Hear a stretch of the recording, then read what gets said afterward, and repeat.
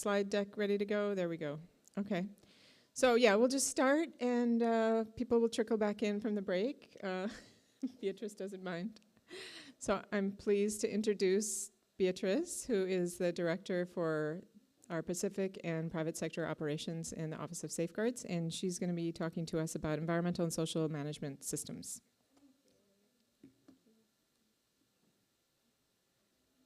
Okie dokes. I know this is the third day of the Opportunities Fair, right? So you're probably all fatigued with all the talks. So appreciate you being here. Hopefully this is useful for you. One of our first standards requires that basically everybody has a system to manage environmental and social risks. So we're going to talk a little bit about that and what we look for when we say you have to have a management system. All right, so we'll talk about the benefits of having a system and what the key components are, and then know how to allocate the resources required for an environmental and social management system, or an ESMS. So for ADB funded projects, we look at environmental safeguards. That's physical, ecological, health and safety, sociocultural environment. We also have social safeguards, which looks at resettlement and indigenous peoples. Part of that framework also, all the projects have to work within the national and local framework that the project exists in. And then you have to have the people and an institutional setup to support this management system. And then the other key components in this framework is that you have the assessments done, you do public consultations that are meaningful, and you have a way to get feedback, so grievance, redress mechanisms. So these are key components of what ADB funded projects require, but also other IFIs, totally aligned. Our main objective is to avoid impacts, negative impacts when possible, right? As much as possible, not when possible, as much as possible. If you can't do that, then you have to minimize and mitigate negative impacts to people and the environment. And if you really have residual risks and impacts, then you have to offset or compensate. But we try to avoid that, and that's the last measure. So an ESMS is basically a set of processes and procedures that allows you to identify, assess, manage, and monitor your risks, environmental and social risks. It reflects your values, your company's values, and just to note, an ESMS doesn't have to be complicated, and many of your companies probably already have something. But it's a set of documents. It's not usually one thing, but it's a management system that made up of a set of documents. It doesn't have to be complicated. It just has to have some key components, which is really to allow you to identify the risks and impacts, manage it, monitor it, and then helps you implement it, right? And also the other key component that people sometimes forget is that it's a live management system. So things change, your system also has to adapt. So it's a live process. So the benefits of having an ESMS, like Felix said, preparing sets you up for success. And if you don't prepare, you're setting yourself up for failure. So it reduces costs. You could face stoppage because of some environmental incident that could have been easily managed. You can also avoid delays and fines. It will also protect your license to operate in that community context. It builds trust and helps you avoid reputational damage. We also avoid and minimize health and safety risks and other risks, but health and safety risks to workers and communities. It minimizes your legal and financial risks because sometimes non-compliances lead to fines, lawsuits, and conflict. And also demonstrating compliance with these types of requirements that IFC and EBRD and ADB use, it strengthens your competitiveness to get future projects. So here's a case study where we have an example where the work started without a construction environmental management plan. So this is an area that was a hydropower project in Laos, and this was going to be the dam control center. Basically, work started, they didn't have a construction environmental management plan, And the construction I'm just going to say the CEMP. I'm trying not to use too many acronyms, but anyway, once I use it once, then once I define it, then I'll use it. So the CEMP was finished 6 weeks after the work was already started. And this is an area where, you see a lot of slope, right? And it actually, the CEMP said, this is an area that has slope stability issues and a lot of erosion risk. So it said in the CEMP, leave the vegetation and the trees there to make the slope stable. But it was too late because the slope was already cleared by the time the CEMP was done.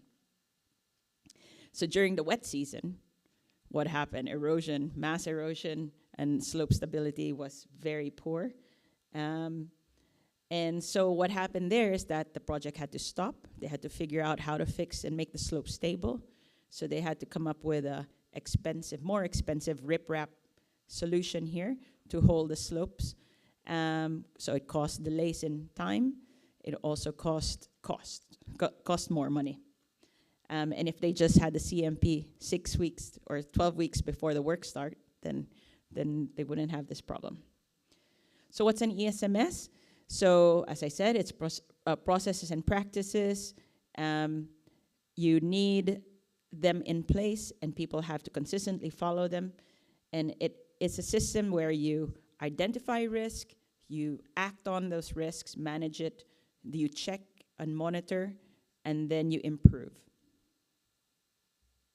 Oh, one thing to say is an ESMS, again, doesn't have to be super big, right? If you have a simple operations or a simple project, your ESMS will be a simple document.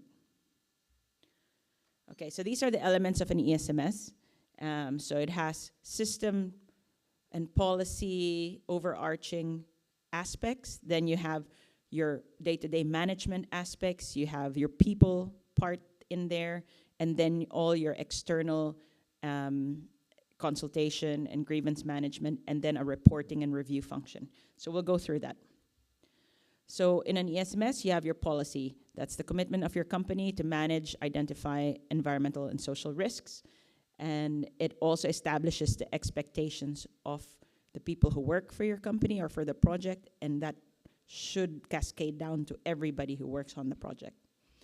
It has to be signed by top management and understood by workers. And then you have to have a way to assess potential negative impacts, right? And this has to be done before construction and during construction. It's a live process. You have to consider aspects such as health and safety, pollution, biodiversity, community impacts. Identifying risks early allows you to prevent them, so don't wait for an incident to be reactive. You should be proactive and plan for it. There are key steps in doing this impact assessment, which I'm sure most of you are familiar with, but you have to identify the potential impacts. The key takeaway for this slide is that not one head has all the knowledge to identify the risks of a project. You need a lot different people with different focus areas to come up with what is the risks of your projects. And also, there's a tendency a little bit to say, oh, erosion, noise, and it's like cut and paste. But you have to think, what is unique to my project? What are the unique circumstances? And what unique risks then are posed to that, aside from the baseline things that we all know about? One of the tools that you can use for this is using a source pathway receptor model. It's good to use when you're looking at issues around water supply, contaminated land, air dispersion, flooding. So basically, you just have to look at the source. What's the nature of the source? How much is it? How toxic is it? And then the pathway, is there a way for it to get to your receptor? Your receptor is people, communities, the river. And then, so if you have that pathway, then okay, that's a risk for us, right? So then you then make a risk assessment. How significant is that risk? So that depends on the context of where your project is or where the risk exists. So if you have a construction project, simple construction project, but it's in a protected area on top of an urban water reservoir, that same project in an area that's an industrial zone with no sensitive receptors, the way you would manage risks and plan for those risks are very different because the consequences are also different. Which brings us to, how do you assess risk? And you have to assess the likelihood of something happening and the consequence of something happening. So the likelihood is how frequent or how long something will happen, an incident. And then what is the consequence? How extensive, or the scope and range of the consequence. Are your receptors very vulnerable? What would the damage be to these receptors? And then you also have to look at what is the value of these receptors. How sensitive are they? Are they critical, endangered species, or are they cultural heritage resources? So that's something to do. So your risk equals the likelihood and consequence of, is the product of the likelihood and consequence. Then, so you have that, right? So then you have, this is a simple table, just an example. You'll have your score for likelihood and a score for consequence. You multiply that together and you'll get a total risk score. And then you can then prioritize which ones are riskier, higher risk, and which ones are secondary risks. And then importantly, put your effort in addressing the key risks. The secondary risks, of course, have to be looked at, but tackle the big ones. Don't just look at the basic ones. Tackle the big ones that make your project pose a bigger risk to your project. So then you know what the risks are, and you know how then do you manage it. So you have to have a management plan. Again, if your project is simple, your management plans could be one plan and everything's in there. If your project is more complex and there's a certain thing that makes it more complex, say you have to resettle people or you have complex biodiversity impacts that are possible, then you'll probably have a biodiversity management plan and you'll have a livelihood resettlement plan or something like that. So it depends on the complexity of what you're trying to manage. The important thing here again is that all management plans are live.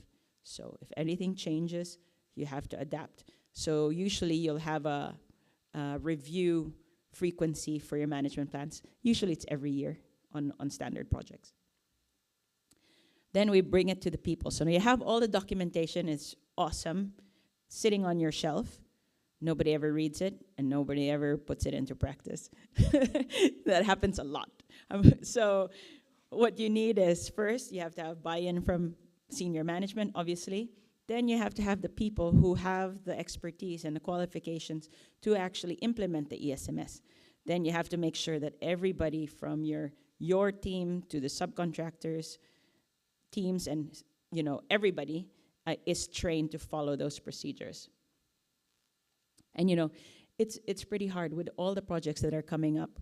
We're finding it very hard to find competent people who can do this work in the projects.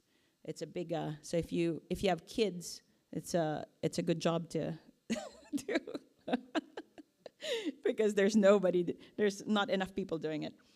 Okay, and then another key component of an ESMS is what to do with emergencies. So first, you have to know what kind of emergencies you would have in the projects, then what you would do if it happens, right? So what's your response? Do you have the necessary equipment? Do you have the people that can, run it through? And then you have to make sure that you systematize the drills and review that these emergency procedures are actually adequate. And then Felix said, about stakeholder engagement and how important that is. Stakeholder engagement has to be done early and all throughout your project. The project will impact the lives of many people. And so you have to build trust and a communication protocol, I guess, with your stakeholders. It provides credibility and local support for your project. It also lets you highlight positive aspects of your project, and it lowers the risk of people opposing your project. So what I wanted to say there is that we also require project-specific stakeholder engagement plan. Yes. Hold on. Yep. And then you have to have a feedback mechanism, and that's the grievance redress mechanism. You have to establish how people can contact you in many different ways, allow for anonymous grievances to come in. You have to have people to deal with those, record them, investigate, resolve, and then you have to have a way to communicate those grievances and the resolution of those to your stakeholders.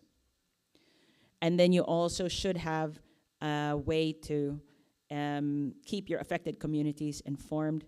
It just builds trust and maintains, lets them know there are channels for them to go to if they have issues, and usually you can then resolve it before it becomes a big, gigantic problem.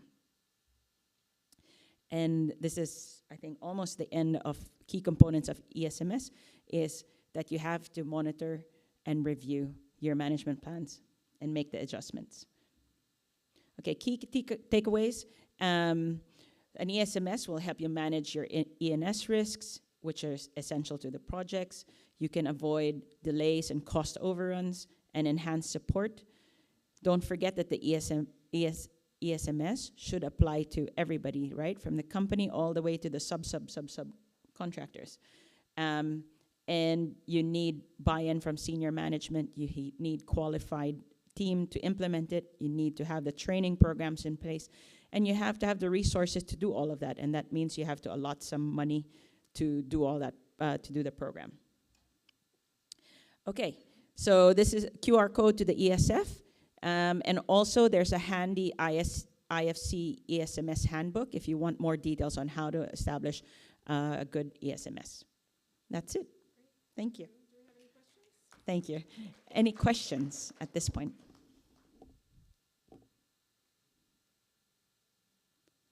Okie dokes. Nothing controversial in what I said, because you all know it already, I think. Good. Is that right? Do you all know all this already? Yes? Or was it new information? No? Oh, did you want to say something? Go ahead, please. How can we now avoid what happened in Laos, wherein the company or the contractor have their CEMP like 6 weeks after their clearing? So in the future, what is the safeguard to do that? Yeah, so normally what we do on our end, and sometimes projects have their own timeline, but when we have leverage, when we're providing the funding, we say before construction, you have to submit the draft CMP, and we'll review, and then the final will have to be released before construction starts. That's normally what we would do. Sometimes they've already started. Then you just have to catch up. But yeah. And you threatened to stop the project? And anybody can stop a project. This is basic health and safety, right? If there's significant risk to health and safety, you can stop a project or the work area and then resolve that. ADB stops the project. No, anybody on the project site. If you're a worker and you're going into something that's hazardous, you have the right to say, we're stopping this activity, not the whole project, but this activity because it's unsafe. Let's make it safe, and then we move on. Felix, did you want to say something? Oh, no, you went like this.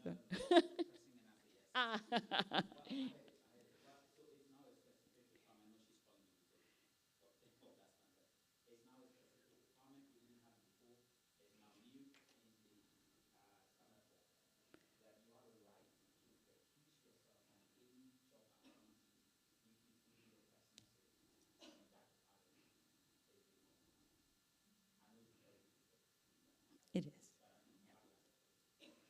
Yeah. But yeah, okay. All right, thanks. So our next speaker is Kasiet. She's a safeguard specialist focusing on labor. So she'll be talking to us about ESS 2, which is our labor standard, and then following her, we'll go on to Felix.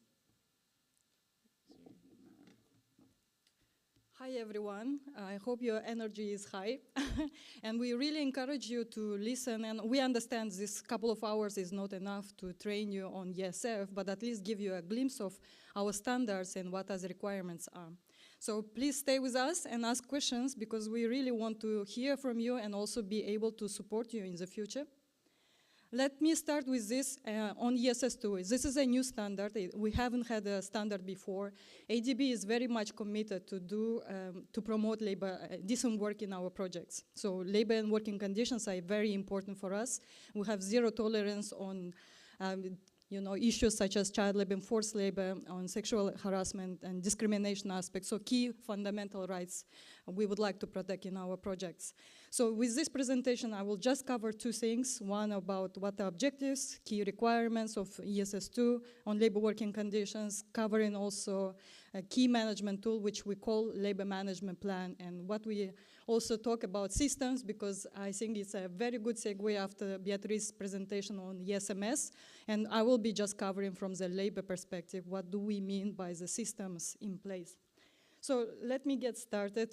First, you will find the language of ESS2, but just to simplify and put it in our own words in terms of objectives, actually it covers core labor standards, which I just mentioned.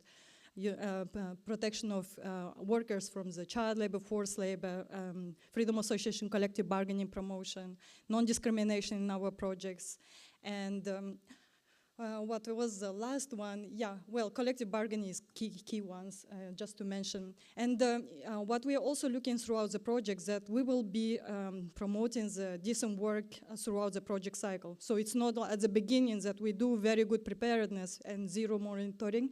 So we will like to make sure that the requirements are really embedded in every part of this project cycle. And what we also want to make sure is that it's systemic, so it's not just on paper, beautiful plan, but never been implemented.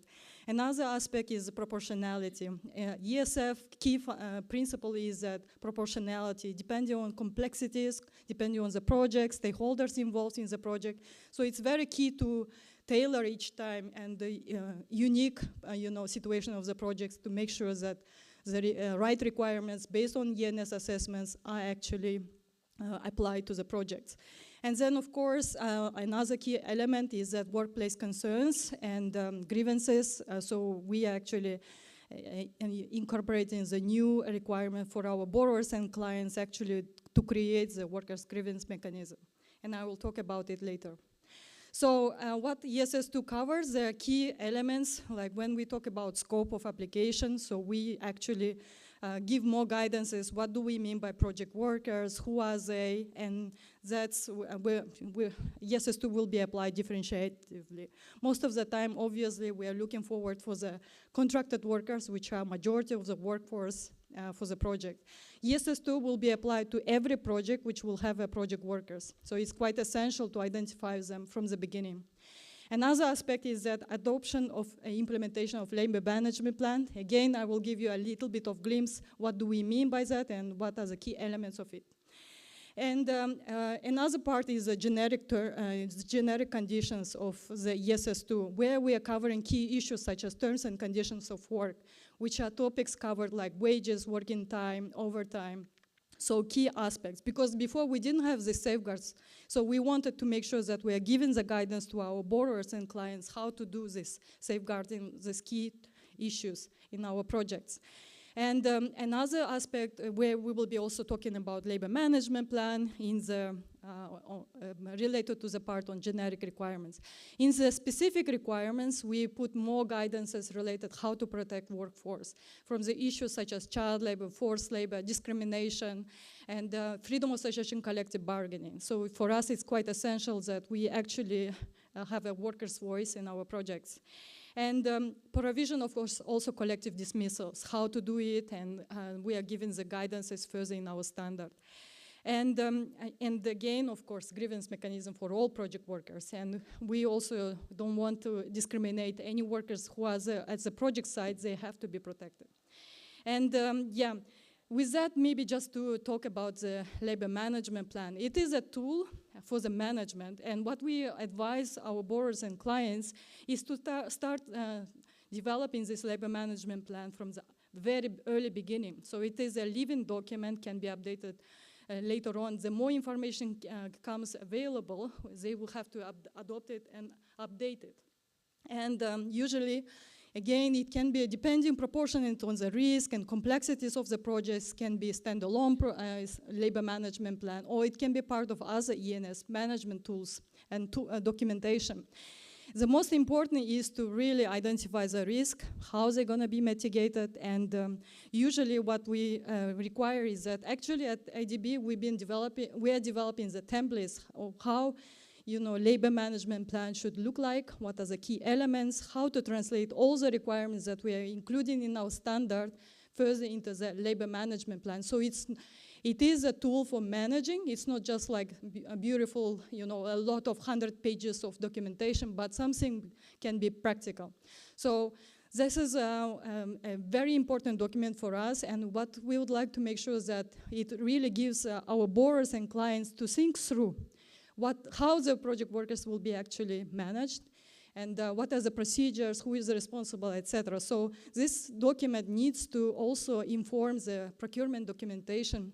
And for this reason, we are also very grateful that we are working together with our procurement colleagues how to integrate the ESF requirements into the bidding documentation and also contractual documentation. So for us, it's crucial that the requirements of ESS2 is not only cascaded to the borrower, but also cascaded further down the supply contractual chain of the documentation. So it's important that borrower knows how to cascade further the requirements to its to the contractors, subcontractors, as well as suppliers.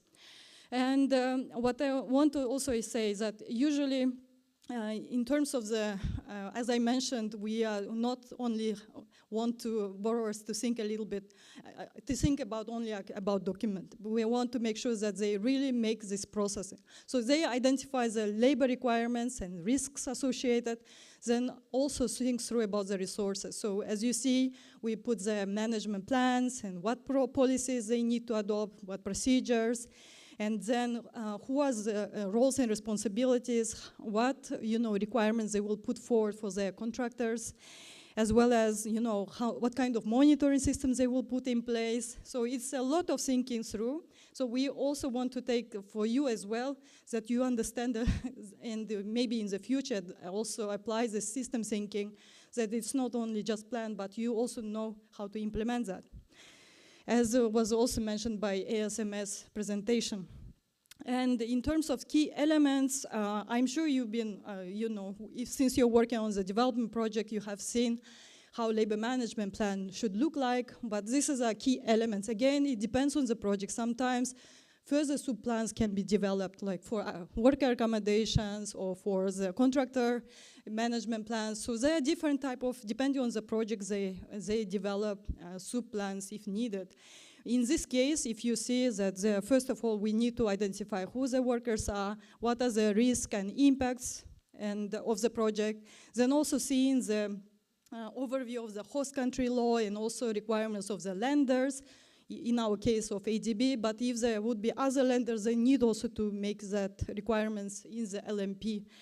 And of course, identifying roles and responsibilities. They need to think a little bit on that. And then what are procedures they would like to put in place is quite important as well. And usually since child labor is a huge issue in majority of Asian countries, in our region, we are also very much concerned. We would like to give more guidances how to avoid child labor in our projects, because we have zero tolerance for many years. In our PL, we've been having this for a long time.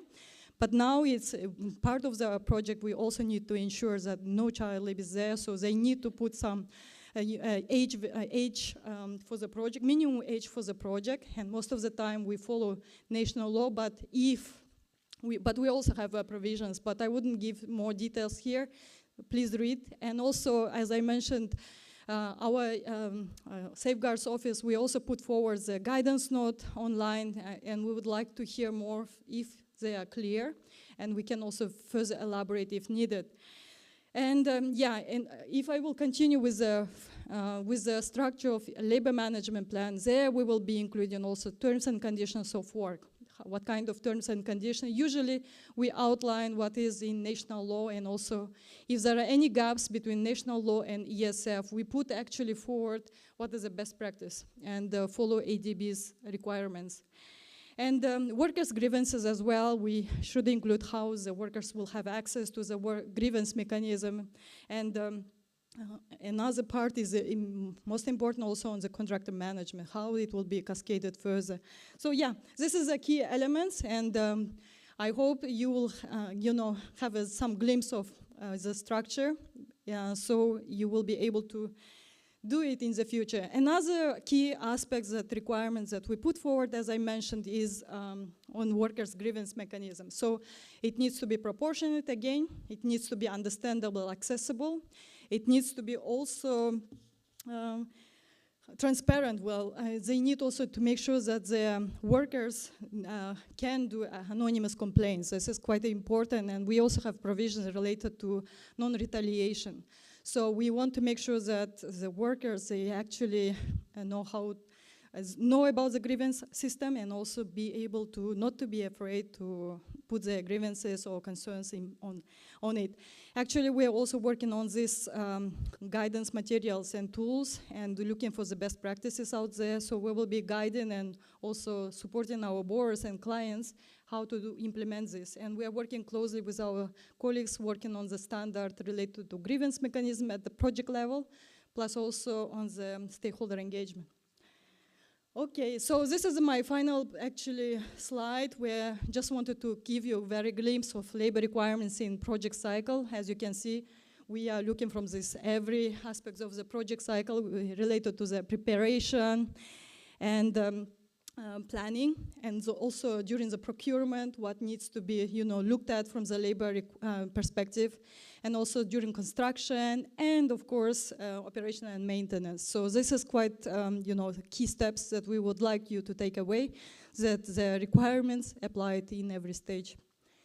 And with that, I would like to say the resources. Our colleagues been mentioning quite a lot, but ESF been published, ESS2 guidance note also been published. We are looking forward for your feedback by 3 October. At the same time, our team is working on the guidance, a good practice note, which is a composed guidance for our borrowers, clients, as well as other stakeholders, as well as our staff. And tools, very practical. And we are doing the actually piloting of these tools with the real clients and real projects, where we would like to incorporate their feedback. And so we are bringing something useful to our projects that can be easily understood and also applied. So with that, I would like to say thank you. And if you have any questions, please message us, and we would like to stay in touch. Thank you. We can take, if anyone has a quick question now, we can take it. Oh, here we go. Can we get a microphone? We have a microphone. Sure. Does ADB require the borrowers to be ESG certified? Maybe my colleagues, not really. What we would like them to require is actually to apply all our standards on 10 ESS. So, yeah. Go ahead. No. Just in ESF, we have determined what are roles and responsibilities of ADB and what the responsibility of our borrowers and clients. So this is, and they have to comply with ENS standards. Thank you. And do you have a specified or preferred outline of the LMP? Yes. We have actually, and template will be ready by end of the year, and we are hoping to publish it by first quarter 2026. Yes, and we are looking forward for your feedback. And we are, at the beginning, it will be PDF based, but what we would like to do it is also digitalize, so anyone in the field on their laptop or phones can access easily instead of downloading PDF. Thank you. Thank you. So calling Felix back up again, this time to talk about health and safety and sexual exploitation, abuse, and harassment. Yeah, when you end like that, it becomes a bit worrying. Sexual exploitation, talk about it. we're not going to talk about it in the way of promoting. We come and talk about how we manage it. Okay, so calm down, okay? Yeah. It's me again, health, safety. It's a very nice segue follow-up to the fantastic presentation from my colleague Kasiet. Answer your question. ESG, let's put a G a little bit on the side, ENS, because there is a separate department in ADB that deals with governance. But ENS, there is what Beatrice presented, ISO 14001. A lot of people know, I can see people shaking their heads. Yes, preferably, if you have that, it's a currency. But we would not say that that is the only thing you need to have. If you have a national equivalent, it's acceptable, okay? Because not everybody could go as far as subscribing to that international thing, okay? All right, good. ESS4, not everything here is not new. Let me put it this way. We've just rearranged things a little bit to provide clarity. But there are some things that are new, and I would try and explain those things that are new to you. And then also some things have been positioned in a way just to give emphasis. But the structuring is the same. There is the borrower's requirement, and it's being divided into two phases.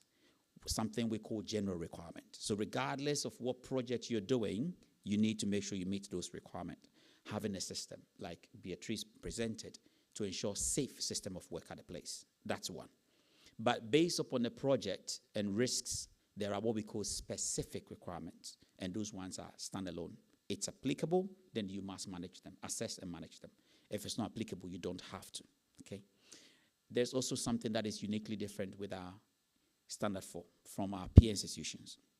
So we brought everything related to health and safety under one umbrella. That's what we call it, health, safety, and security, okay? So unlike the World Bank and others, maybe we align more with the EBRD, you realize that we have occupational health and safety here, we have community health and safety here, and then we also have added security to it, purely focusing on the use of security forces on our project because it's becoming increasingly very common. Because of safety issues that we have now, sometimes we use the private companies like G4S to provide security, and in many cases, even we use the military to provide security because of the threats that are posed to project assets and also project workers. In some DMCs, I can mention, in some developing member countries, when I sit in the train, there are plainclothes military people preventing suicide bombing. We don't ascribe to that, but we've had to procure tasers to disarm that risk. That's the first of its kind I've been involved in. But that's a reality of the modern world we're living in, and we have to live according to that, okay? So I'll be flipping through a lot of these things. This is for your weekend leisure. If you're very much enthused about ADB ESF, take this on a weekend holiday, and if you have any questions, you can come back to me. If your partner will not kick you out of the house. So you can see the specific requirement. Incident reporting and management is now specific, and it applies to almost all projects. We're going to specify that upfront. In the SPS, it is a requirement for you to document all incidents and accidents, including fatalities on your project. But we didn't specify when you come back to us and let us know. In the guidance note that we've made that very explicitly clear when you have to report that to us, okay? And then Lisa mentioned sexual exploitation, abuse, and harassment. Dashana is laughing. And our attempt, because this is a very big topic, our attempt to explain to you what is sexual abuse, what is sexual harassment, and what it meant to be exploited sexually. So we'll try to talk about that at the end. And then natural hazards. You will realize when you look at our peer institutions like the World Bank, the ESS4 is predominantly focusing on infrastructure safety and dam safety specifically. This has a historical connotations. There were some difficult Nantium 1, Nantium 2, those of you who are in this region, dam bent the hands of the World Bank a few times. So they were pushed to do that. But now we've come to recognition that dam is not the only big infrastructure. Well, we have to create a standalone standard for it. So dam safety is here, but we also do recognize we have now flyovers like our expressway in Manila that runs several kilometers. And when something goes wrong, the impact could be quite very significant. So we've brought in infrastructure safety to account for any major infrastructure that can have significant impact, like when a dam fail and you have downstream impact as well, okay? So we move on. Health and safety management planning is not new. So that's the main instrument, similar to the labor management plan, but the health and safety management plan now would be composed of occupational health and safety because all projects that we finance would involve workers one way or the other. So there will be occupational health and safety within the health and safety plan. Now, whenever we have a project out there are community members or affected persons that could be impacted by the project. So you're also going to have a community health and safety management plan within it. If you use security forces, either private or the military, you would also have to come up with a security management plan because those guys are not trained to protect those assets. If you talk to any military or you're a family member of a military, they train for war, to kill people or to protect you, if I use a very nice word. So they've been training for 6 months, 1 year, 2 years. They've not shot anybody yet. And then all of a sudden they say, come and protect this asset. And this guy's been training of not missing when he shoots. So first encounter with the public is, let me try it. I've been looking to press this button for a long time. And then before I realize someone has lost a life. We need a plan on how you engage them safely so they don't become a threat to affected people and workers of the project, okay? I have a reverse experience when I protected biodiversity and I brought contractors, and then they started eating the very thing that I've spent many, many months to protect. The same as you want to address risk, but by bringing the military, you introduce a new risk if you don't manage it, right? And that's the reason why we got this. I can see a lot of shaking heads, so that's good. And then, of course, if you have SEER, sexual exploitation, abuse, and harassment risk, you would have to. And trust you me, there are risk factors for SEER. Large labor force, civil works, but SEER exists everywhere. In our workplace, which we call a respectful workplace here, we have mechanisms to mitigate that. So every project, nearly every project, would also have a SEER management action plan. In fact, we call it risk management plan, not a mitigation management plan. So typical workplaces for ADB is what you see on the screen. And for those of you that have spent 2 days, 3 days here, the top right-hand corner, left-hand corner is ADB's office. But we could, now this is the bottom, I see on my left-hand, right, bottom left-hand, I think here is, okay, same. Yeah, here is a pot project we're financing. And then this is a corporate bakery. So our project could take any form, right? Regardless of the form it takes, the safety issues associated with the workplace are the same. You either working at height, working in confined space, excavations, lighting, fire risks, they are the same, okay? And I've already explained this when I made a procurement presentation. This highlights the effort that we and the borrowers spend when we are processing the project. On the left-hand side, the top, environmental social assessment. Then the commitment plan comes in. You will not be there. We do this together with the borrower. That's why you see our president shaking the hands of the Philippines president. There's no contractor there. There's no consultant there. And then you come in when you win your contract and they shake your hand. You never know what is awaiting for you. And those are the plans that you have. You have to now translate all of these project plans into site-specific plans, right? So I just wanted you to know. And I won't go back into procurement, but you know everything I talked about procurement. Watch out. Make sure you get BOQ line items for these management plans. I can't overemphasize. And for those of you that, you know, you've been on the receiving end because you budgeted too much, and because of that, you didn't win the contract. From next year, you'll be favorable with the MPC arrangement, because for the first time, that would now favor you in terms of valuation process, okay?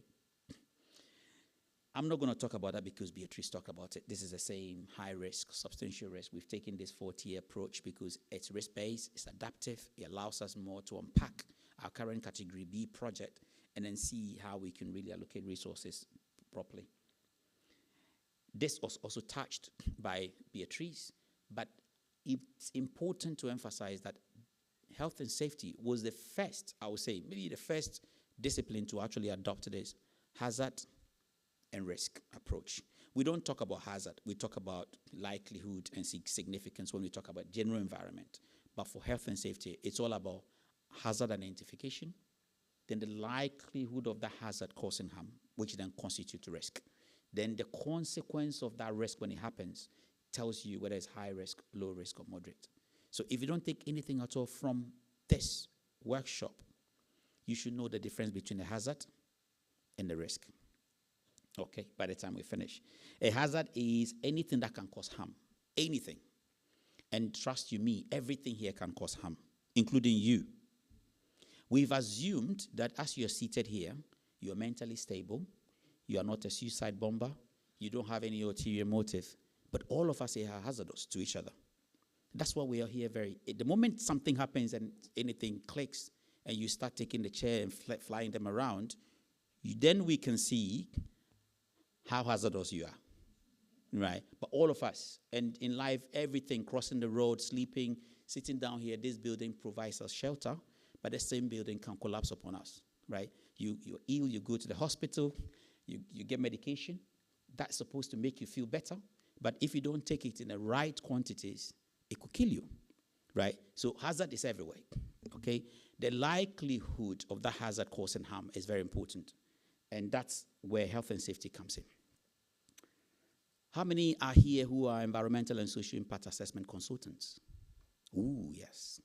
So you're very familiar with the mitigation hierarchy, correct? This is very much similar in principle to the mitigation hierarchy, but there are nuances to differences within it. That's why we call it a hierarchy of risk control, okay? This is what practitioners of health and safety use in place of the mitigation hierarchy, because the last line of mitigation hierarchy is compensation. We don't compensate for health and safety because by that time the person is dead or the person would have experienced what we call a life-changing injury, and it's difficult to compensate a loss of limb. I've been part of project where we go into accident investigations, and when you see compensations that have been paid to people, it's quite very sad. Okay, but that's what the country law says. So we emphasize on avoidance, elimination, substitution, engineering, designing is all part of it.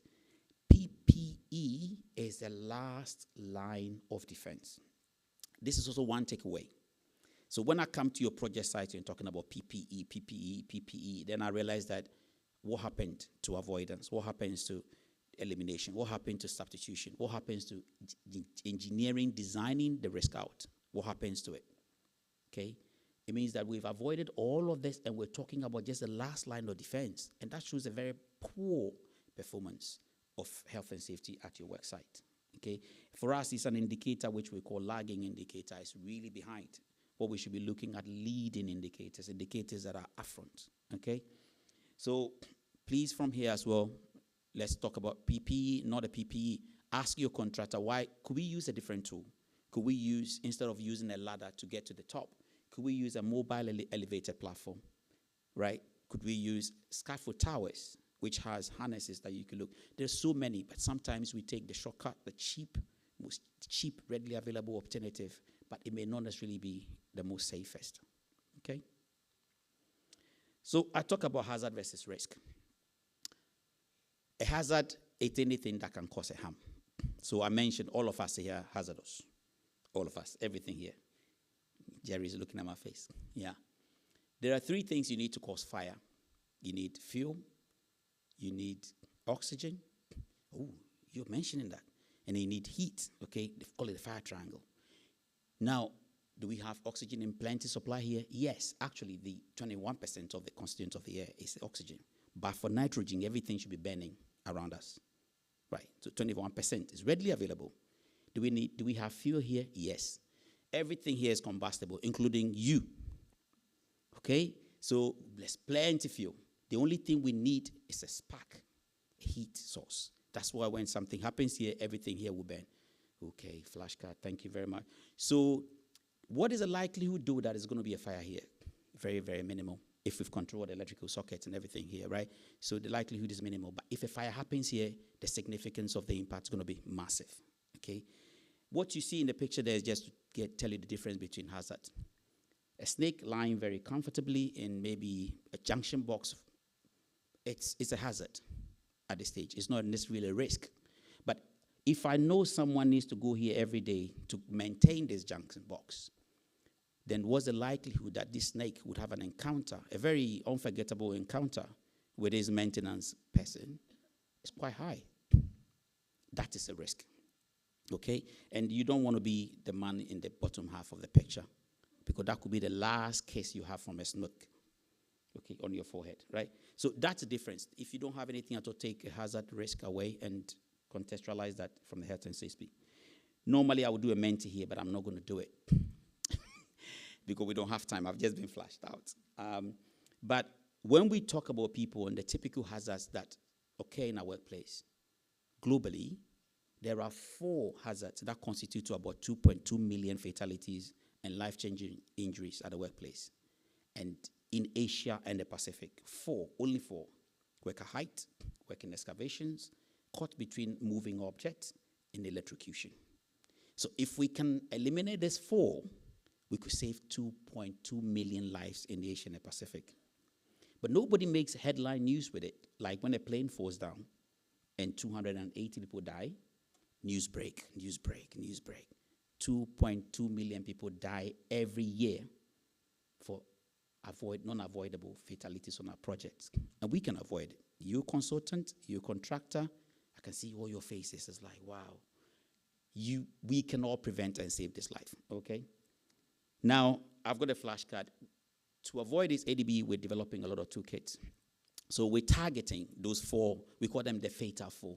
Worker height is here. We're targeting checklists that you can use on your website, quickly be able to identify this and mitigate against them. Excavation, trenching, as you can see.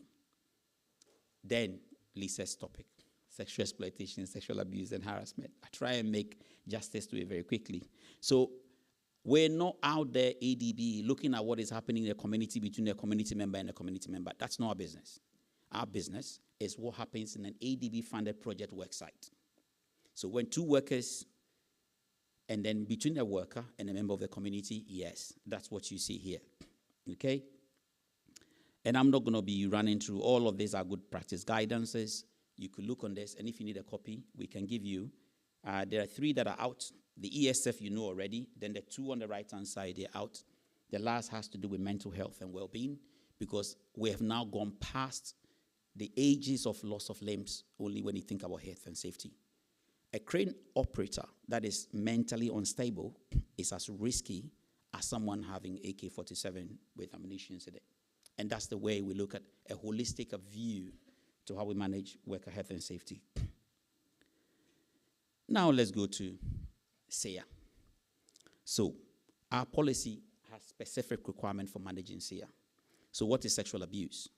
Always think about sexual abuse in the context of rape, because rape has been with us for a long time, and every country has laws on rape. I say look at it in that way, because for you to be sexually abused, that context makes you easy for you to understand. Problem is, many people don't understand when you say sexually abused, sexually harassed, or sexually exploited, and that's what I'm trying to explain to you. So for sexual abuse to have happened, then you're looking at someone taking unfair sexual intimacy with you without consent or in a differential power position. Now, for you to be exploited sexually, if you read the text, it says any actual or attempted, so it had not actually happened, abuse of a position of vulnerability, differential power, or trust for sexual purposes, including profiting monetarily, socially, or politically from the sexual exploitation of another. Now, sexual abuse is further defined as the actual or threatened physical intrusion of a sexual nature, whether by force or under unequal or coercive condition. What is a bit more challenging when it comes into definition is sexual harassment. And that is an unwelcome sexual advance. But you have to put it in context. Other than that, everybody will be making allegations, I've been sexually harassed. Maybe Jerry gets up and says, I've been sexually harassed. And Deshana gets up and says, by passing the comment, oh, Lisa, your outfit looks nice. I said that to this man, right? That was not sexual harassment. That was not sexual harassment. But if you put it in another context, it could be reported as sexual harassment. And it's been done in the place because there is a context to it, right? Which is informing the person, passing such innuendos or insinuations, what we call grooming effect, with an intent behind. So sexual harassment is more difficult to define and difficult to make. But we know people do that, and especially when you're, let's say you're a line manager, and you're saying that to a person you're managing all the time with the intent of something at the end of it, and the person doesn't take the bait of it, and then you start to penalize the person. This is where the harassment comes in, okay? What is SEA? We've mentioned already that. Now, one thing that is very important, sexual harassment, is I want to show something that consent, when it comes into exploitation and abuse, consent is not needed. So now sexual abuse, I've defined this already without you. Now you can see what I've on the bottom end, without consent. That's abuse. So for abuse, there is the actual thing that has happened. That's why I say always look at it within the lens of rape without the person's consent. Now, when it comes into consent is when an adult chooses, of course, it's free, right? So everybody likes fries, but not in the context on the screen. that is not freely giving, is reversible, informed, enthusiastic, and specific. There's one I want to show you. Children, we don't have to condone whatsoever. No. Okay, maybe I'll pass this. Yeah, pass this one. There was one I want to show you, which means that consent is not published into that. Okay. So in the workplace, if there is a SIA case, there has to be channels for reporting confidentially because of implications, stigmatization, and issues with retaliation. If you report to your manager to having sexually harassed you, and you're coming back to work with the same manager, you have a performance review required with that manager, you can imagine how uncomfortable the situation is going to be with because of power play. So in our guidance, which we've issued, and you saw some of the guidance here, good practice note we've shared, you can take, it's publicly available. If you type it, if you want to, you can come to us. There are a lot of good practices. Focus on the good practice we call a survivor-centered approach, focusing on the victim, ensuring confidentiality and anonymity in most cases. If it happens in the community and then project work as well, there are good practice approaches on how to manage this risk. We don't have time, so I'm not going to go into all of it. And maybe this is where I stop and then ask you to pass questions. Do you have any questions? Before we go on to our next speaker? Yes, so quiet. Oh, I'm in the back, great. Yeah, this may be not in the list, but I remember targeting of workers from low-income countries and being abused in other countries is one of the things that constitute abuse, right? So I wonder where would it be? Yeah. Okay. Thank you. Well, a very good question. Maybe when after I finish, Cassiette may come in. So that would not be sexual abuse. I can see it could be maybe migrant workers, for instance. So migrant workers could be national migrant workers. Let's say someone is from, I don't know, Mindanao or Davao somewhere coming to work in Makati. You're equally a migrant worker. But you could also have expatriate migrant workers coming from maybe Indonesia and coming to work in the Philippines. Regardless, we do recognize that when it comes into your rights, you're vulnerable because you're not a nationality of that country. And your contract could be the only protection that you have. So in that case, yes, there's some weakness there, and the labor management plan should identify those category of workers and identify the specific weaknesses that associate with their employment relationship. And the plan then mitigates by putting in additional measures to protect them. Because if you don't identify that, then you will not be able to protect those ones. And that's one advantage of having the labor management plan. But Cassia, if you want to say something to that.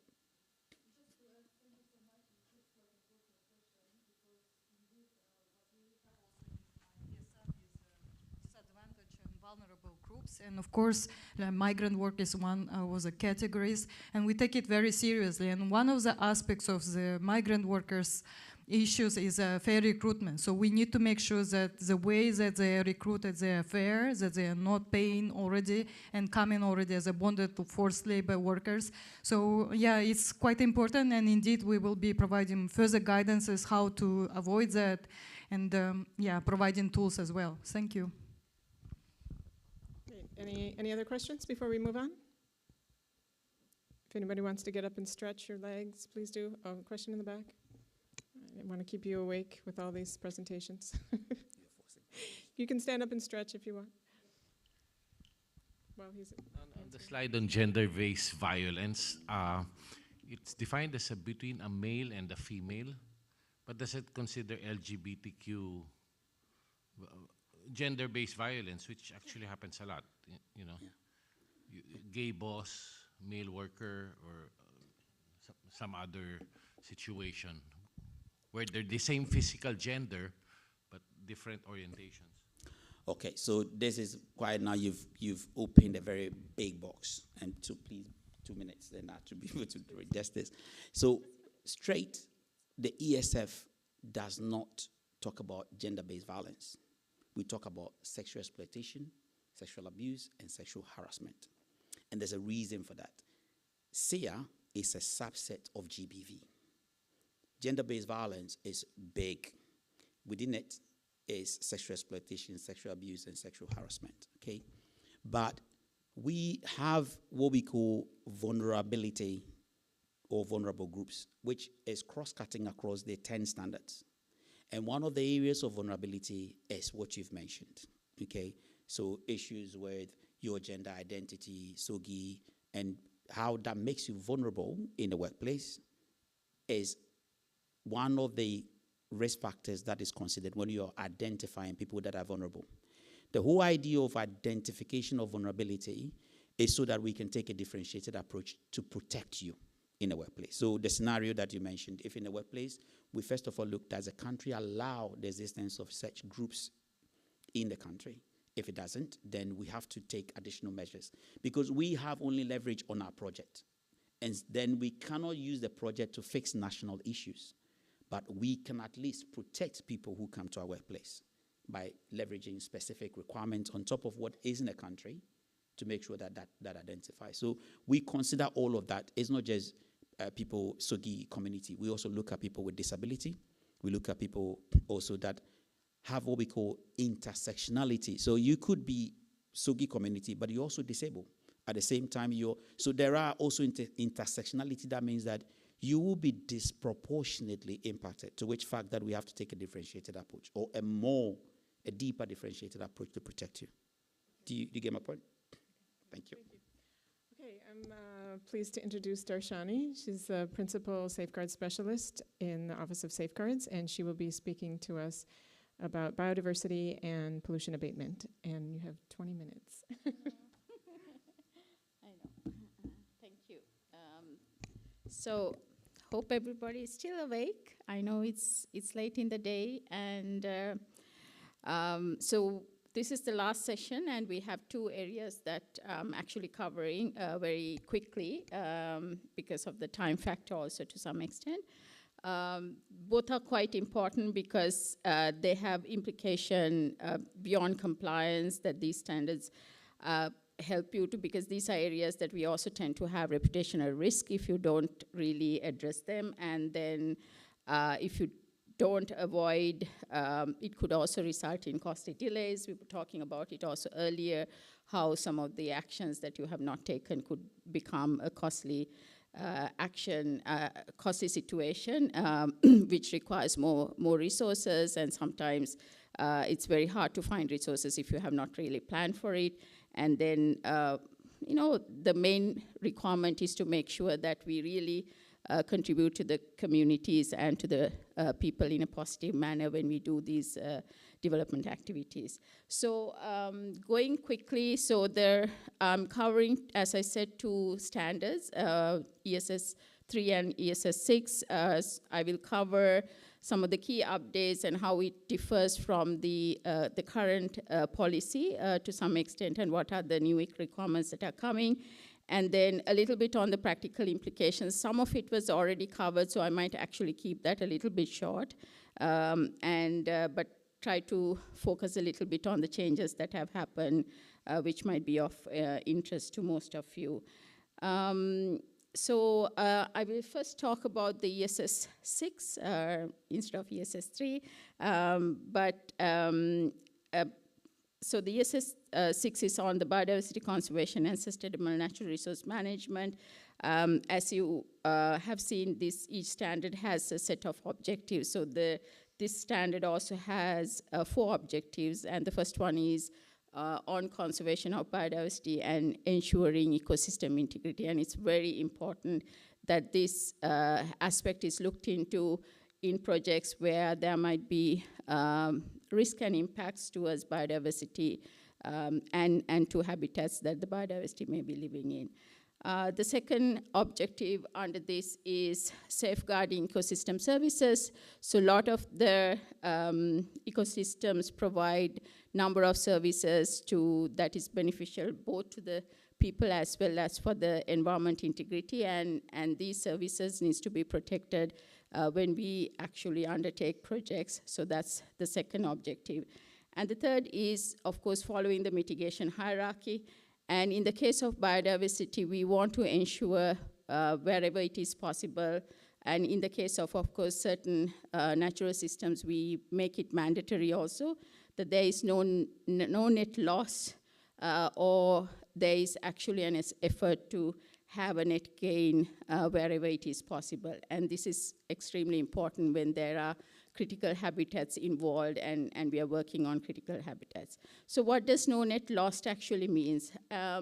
It means that any biodiversity loss due to project activities must be fully compensated to first avoidance and then minimization, restoration, if needed, offsets, so that the overall biodiversity value remains stable. And the offsets we don't really encourage. We try to ensure that the first steps are taken, and because offsets tend to be very expensive to take care of, and it requires much more longer term management effort. So we'll talk about it again later on. And then net gain goes one step further. Here you require biodiversity outcomes to be improved beyond pre-baseline conditions. And this is extremely important again for critical habitats. If you're doing any activities around near or even within critical habitats, this is important so that there is a net gain, and that net gain is a mandatory action to be done. And then the last objective under the ESS 6 is to promote sustainable use of natural resources. And here, some of the projects actually utilize or even support forestry fisheries. And here we want to make sure that whenever we are supporting forestry activities or fisheries activities or even agriculture, that these aligns with good international practices, so we ensure that there's a sustainability on how we extract natural resources for our use. Going forward, so I mentioned that I also wanted to talk about how the standards differs to the current policy statement, the safeguard policy statement. So there's a list over here, and but I want to emphasize on some of them. There are stricter offset feasibility to be assessed and clearer no-go zones in the ESF. And the offset I mentioned before, why it is important. So it needs to be really assessed properly before you even propose that we go for an offset, unless there's no other options for us to move forward. And the clear no-go zones means there are no-go zones that have been identified. There are three categories that have been listed very clearly. It was not there in the SPS before. The first one is Alliance of Zero Extinction Sites. You can find these in the website, actually, if you do a search. UNESCO Natural and Mixed World Heritage Sites, and free-flowing rivers of 500 kilometers or longer in length. Now, the third category, of course, is not something that you will find if you search.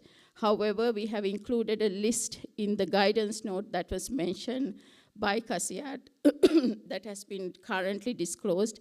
In fact, the ESS 6 one will be disclosed in this next week, that you will see that there is a list of sites that have been identified based on a deep analysis that was done, which is currently being considered as areas of no-go zones. And of course, the ESF also have dedicated biosecurity protocols for invasive species, which is not there in the SPS. Then after the COVID, there has been also a lot of emphasis on One Health and animal welfare, and these considerations also have been included into the ESF. As I mentioned before, there's an explicit offsetability screening and long-term financing, because if we do go into offsets where biodiversity is concerned, we also have to make sure that the host country is supportive of it, because they are required to find what needs to be offset and where we need to do the offsets. And then it also requires longer term resources to manage, because it always goes beyond projects. So that is the reason why we discourage going into offset, but there are instances that we may still have to do so. So I won't go into the 3 different categories of habitats because I want to skip this for now, but just to mention there are 3 habitats that has been identified under the biodiversity that is needed to be looked into. One is modified habitats, and these tends to be, you still might have native biodiversity in these areas, but then it may have been modified to some extent, but you want to make sure that they are not further degraded. And then you also have the natural habitats, where you still have native species and ecological functions are still mostly undisturbed. And you also have the critical habitats, which I have been mentioning quite a bit, where the highest areas of value and priority biodiversity features are still there. And so we want them to be protected as much as possible. Then there's also part of this standard, there is a section on sustainable management of natural resources, and this is again related to the sectors like agriculture, forestry, fisheries, and livestock, where we use natural resources for development, and we want to make sure that there is no harm to the habitats, that you trace the supply chain, you manage pollution, waste, you ensure that, the One Health aspect that I mentioned before. You also have to make sure if there are indigenous people that are utilizing these resources, that their land and livelihoods are also protected and they become part of the project to make sure they are fully integrated into the programs. And so on the,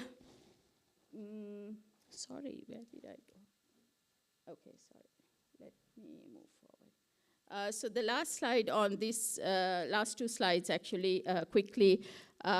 So as everything else, you require, as Felix was talking about, you need management plans, and in the case like health and safety, you also need biodiversity management plans to be prepared if the risk level is high, and it could be integrated into an environmental and social management plan if the risk level is low, but in a situation when it is standalone, requirements will come when the risk level is high. And in some situations where the risks are high, you also have to prepare a biodiversity action plan. And this is where you document the net gain that you need to ensure in projects of where you do critical activities in critical habitats. And then lastly, also the biodiversity offset plans might be also needed in some situations. So those needs to be standalone, and it will not be incorporated as part of the environmental and social management plan. There's an importance of primary suppliers that needs to be also taken into consideration, and it's also one of the key elements which is reflected also in the ESS2 as well as in ESS6. And most projects require raw material for implementation. And we want to make sure that the contractors are responsible to ensure that these supplies are coming from legal and sustainable sources. And so they should not really cause any significant adverse impacts to any form of habitat. And of course, the supplies are not from in areas that I mentioned as no-go zones. So now going into the ESS3, which is the resource conservation and pollution prevention. There are actually 6 objectives. First one is on promoting sustainable use of resources such as energy, water. Next 2 objectives are focused on prevention and minimizing pollution from emissions, discharges to waste generation, and the last 2 objectives are focused on prevention and mitigation and management of hazardous chemical, including the pesticides. So ESS3 continues to uphold quite a few of SPS requirements, emphasizing the use of more stringent standards, whether it is national or international. Precautionary approach remains a central thing in the ESS3 also, and proposing alternatives to good international practices So there's opportunity to, the preferred thing is to use good international practices, but there may be instances sometimes somebody may want to, the countries may want to use something else, but you need to clearly justify how it aligns with the ESS 3 objectives and that there is no significant harm comes from it. Then use of modeling tools is an important thing because where pollution modeling needs to be done, where especially on high-risk projects, and then how do you manage any legacy pollution sites in terms of assessing ahead of time. I can't see. Okay. Okay, so ESS 3 now places, so going into new requirements, it places a strong emphasis on minimizing the resource use. This is very critical, so you use best available technologies to make sure that this can be done, and it also to make sure that these are backed by independent certification whenever that is possible, so you ensure that there's a minimization of resource use. If there are any energy-intensive projects or water-intensive projects, you have to make sure that the standards that has been specified is met, or you try to make sure that the benchmark standards are met in these situations. Then where there are raw materials to be must be always legally sourced, so we actually do track those things to make sure that the permits have been obtained. And also there's a preference on recycling and reusable inputs as much as possible. In agriculture projects, they should actually try to prevent issues like soil erosion and promote regenerative practices. Pollution prevention must also consider local conditions, climate risk, and sensitive areas. And waste management should follow circular economy principles. So the circular economy is one of the new things that has been added into the ESS 3, which was not there in the SPS, sorry. And then, of course, pest control should favor indigenous or biological methods as much as possible, and of course, taking the integrated approaches as part of the planning process. So ESS 3 also, as every other ESS, introduces a risk-based approach, and so you plan your assessments and mitigation measures based on the proportionality of the risk and impacts of the project. And wherever there is high resource and energy use, you must show that you have explored other practical options to improve the efficiency and reduction of consumption before you can actually introduce that, okay, we really do need this amount of resources. So that's a required thing to do. And then for high-risk operations, a best available technique review is also expected. And here you evaluate proven technologies to minimize emissions and resource use. And if this is not really applied, like everything else, you have to give a clear justification why it is not the case. So the last slide is on what you need to do. This is also very similar in a sense to all others that was presented in the past, and also what I presented in the biodiversity section. You need to ensure that your management plan, the site-specific plans, really capture the assessments that have been done, the SIA, the Environmental and Social Management Plan that has been prepared as part of the SIA, and then what is put in the procurement documents. This is the bid documents and the contractual documents that comes in. You will have specifications that has been identified and included in, and make sure that your contractor terms are also included into the subcontractors, because they also need to follow all the requirements that are in the applicable standards that may be there for that particular project. And of course, having the qualified team of staff is extremely important, because especially if you have to do follow-on modeling exercises and things like that, if you don't have the qualified teams, you either have to outsource some of those But then in order to monitor on a regular basis, you still have to have a qualified team of people as part of your teams.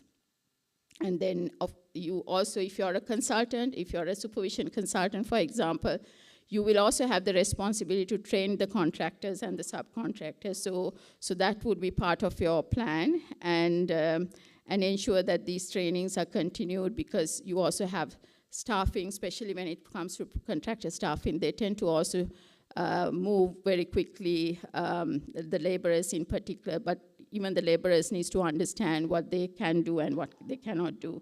And then, of course, the monitoring reporting becomes an important part of it. So documenting what is taking place, what is happening, if there are issues, and reporting in time and informing in time becomes an important factor. So that is, in a nutshell, everything. So thank you so much. If you have any questions related to these two standards, please do ask, or anything else that was presented before also. Over to you. Thank you. We were very fast. Yeah. Congratulations. Good job. Any quick questions for Darshani before we move on? Yes, please. From. Okay, great. Here's a microphone. My question is, does the ESF explicitly require the assessment of cumulative impacts? For example, a new project will be put into an area where there are already projects there. Yes. Does the ESF require cumulative impact assessment? It does. So the ESF has, like, if you look at the ESS1, it actually explains what are the impacts areas to be looked at. So it's direct impacts, indirect impacts, and cumulative impacts, including the project. So what happens is you sometimes have to look at, like, especially if there are other activities going on, there are developments planned, you do need to look at how those developments could get impacted both ways, right? It will impact the project that we might be supporting, but it can also happen the other way. Our project could also impact someone else's project. So that has to be looked into, and this will be done as part of the environmental and social impact assessment. Yes, please. One to what Darshani said. So this, maybe you are an ECR consultant, right? So maybe this resonates more with you when it comes to air quality assessment. So there is a requirement for degraded airshed, which look at the baseline, right? So normally maybe you could discharge this amount of CO2 into the environment, but then because the airshed is already degraded, you have to look at the existing. Your baseline is already so high, and that's where the cumulative impact comes in. The same also applies with noise. If the background noise, because of already industrial activity is high, then that's cumulative. What you're now adding onto it, you have very, very little allowance to exceed the thresholds. Same also accounts for controlled waters, groundwater and others. So it's in there. The only thing that we were pushed, but it was very difficult to implement, is induced impact. So you will not find that, because that one was very difficult to know how far that induced impact could go to, especially with land acquisition and involuntary resettlement, and compensation could be a nightmare. So we didn't really take that into consideration. Great, in the back. Hi, good afternoon. I'm Ian. I'm wearing now my Microbiology Society of the UK hat. And it's good that prevention of AMR was mentioned and now included. That's correct. And I'm wondering how our ADB projects, maybe in the future, but less in the past, would be looking into preventing AMR. For example, in the wastewater sector and waste management, as well as in other activities. Second, it's good that you mentioned the use of indigenous microbial and biological pest control. So that's a point for your department. Thank you. So thank you for the second point. Of course, going back to your first point, I think, so one of the things is the project designs are generally done by the sectors that, if there's a waste management project, maybe most likely the urban sector will be designing it, right?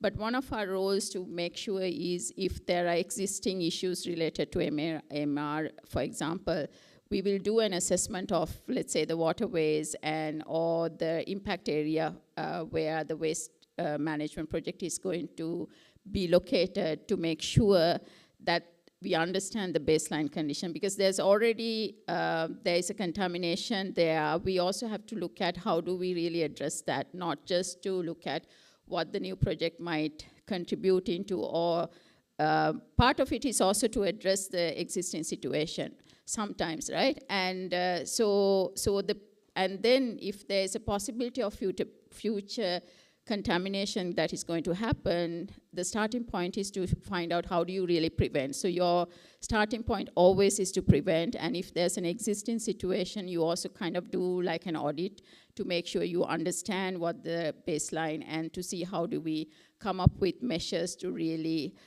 do a cleanup. Maybe it's often tends to be costly, but if it is needed to be done, it's needed to be done, because you also look at what do you do with this water? What is the purpose of the water that is currently contaminated? Does it require to be cleaned because it might be consumed by somebody? If that's the case, we really have to see how do we look into some of these aspects. So it depends on the context, and prevention, as I said, is the first step as part of the mitigation hierarchy also. That's what we will always look at, and then if mitigation measures needs to be done, we will do it, but it'll all start from the assessments. So the assessments has to be robust enough to understand what is the ground situation and what could happen into the future of such projects. Last note, if I may quickly, it's, if I may, it's not as expensive as before, because technologies now are more efficient. For example, metagenomics is not $100 or $1,000 anymore. You can send samples to Korea for $40 per sample. So it's actually much affordable. Great, Yeah, thank you. Thank you. Great, thank you so much, Darshani. So now we're going to move into our last session, which is your chance to think about what you've heard today and have a little bit of time to process what you've heard today before you run off and forget everything that you've heard. So we'll just sit at your tables, but for those of you who are only a few, maybe you can consolidate a little bit. So we can have a quick group discussion. We have a few facilitators going around to help you out, but just write on the flip charts just any key takeaways. We'll put, if the people in the control booth could put the agenda back up to jog your memory of the topics that we covered. Just, a few takeaways that come to mind, have a little discussion, how this relates to what you do, or, if questions come up, you can jot those down as well. So we'll just take about 10 minutes for that, and then we'll have a quick sharing, and then we'll close out. All right? So please get into groups, get a flip chart, and start some discussion. Thank you.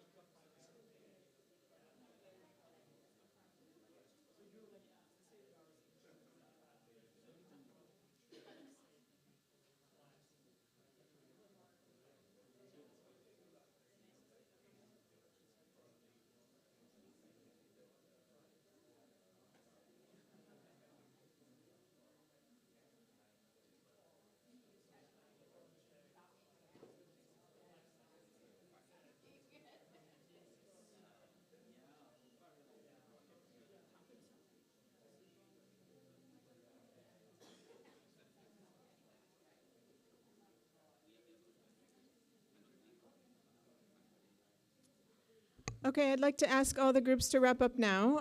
So take your seats, and we'll just do a quick sharing so we don't keep you. It's a little after 4:30 already, and you might all have places to go, people to meet.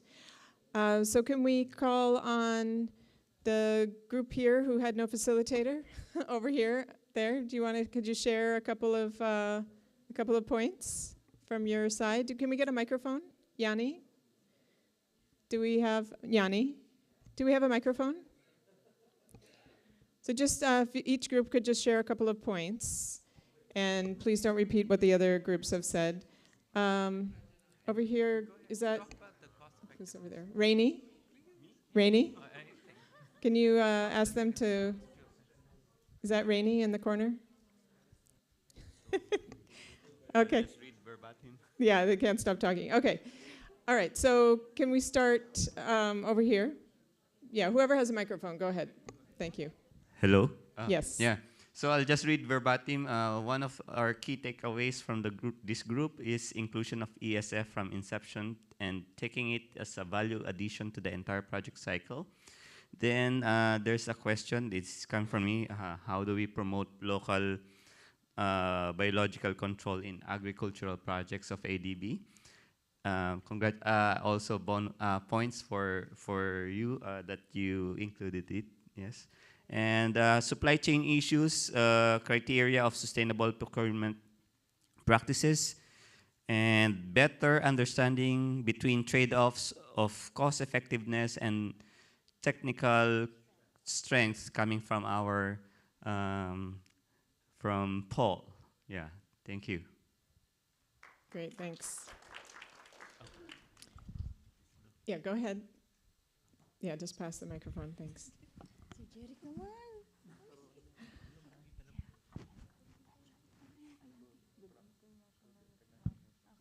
So, Great, thank you for volunteering or being voluntold.